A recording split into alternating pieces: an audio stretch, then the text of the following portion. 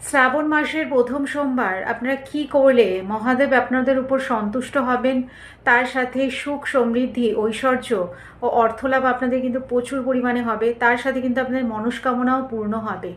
শ্রাবণ মাসে মহাদেব কিন্তু খুব প্রসন্ন থাকে, সুতরাং আপনারা যদি এই শ্রাবণ মাসে মহাদেবকে জল বেলপাতা দেন তাতেই কিন্তু খুব সন্তুষ্ট হন তিনি।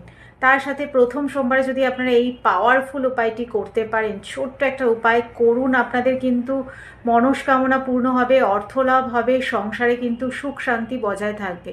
এই দিন আপনারা নিরামিষ খাওয়ার চেষ্টা করবেন, বা উপোস থাকলে তো খুবই ভালো, যারা উপোস থাকতে পারছেন না তারা নিরামিষ খাবেন।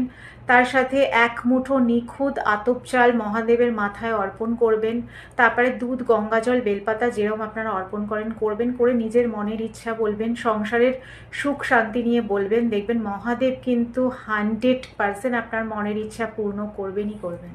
যারা মহাদেবকে মানেন কমেন্টে হর হর মহাদেব লিখে যান।